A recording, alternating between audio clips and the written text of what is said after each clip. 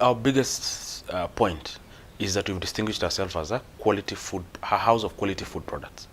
And like I always say, I wish each and every consumer would actually look at the ingredients to be able to see from the packaging what is being offered by each and every company.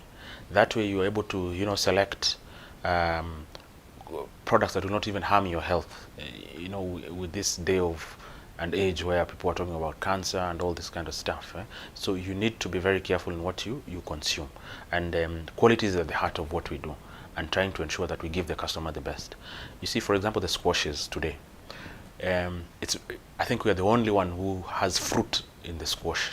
You know, it's a bit expensive to put it out in there in the shelf, but a knowledgeable consumer, a consumer who knows what they want, will definitely know which one to pick, and that's very important. So that's the pep juice for you. Yeah. Another thing for us is the fact that we try to, as much as possible, to get our fruits from our Kenyan local farmers. Okay, so today, if you look at the Orchid Valley juice, for example, we get our mangoes from Hola in the coastal region. We get our mangoes from the Ukambani region, which is the eastern part of the country, and this is the Ngoe variety and the apple mango variety of mangoes. And it always gives me satisfaction to see that you know, when you buy, you know, that truckload of mangoes, it actually goes to some local farmer down, you know, somewhere. Same thing goes to our tomatoes. We are the biggest tomato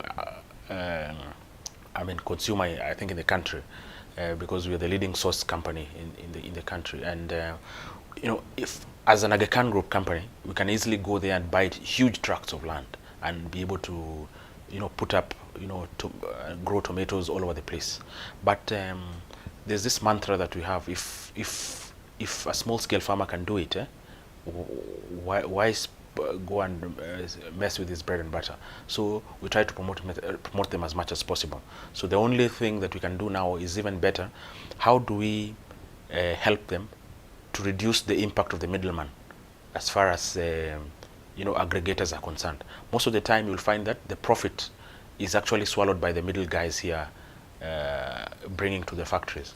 Why don't we go down to the farms and try to see how we partner with them to create aggregation centers where they bring the produce and we pick the quality that is used for our production, you know.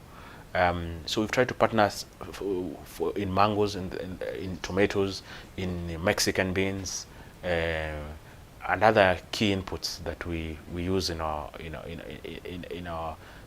production. And you know, personally, I'm a product of a peasant farmer.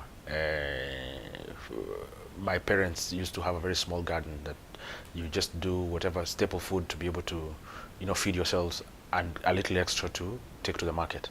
So if I can promote, you know, every tomato that we buy from those people is school fees for some kid somewhere in some village. So it gives me so much satisfaction to continue that model into the future.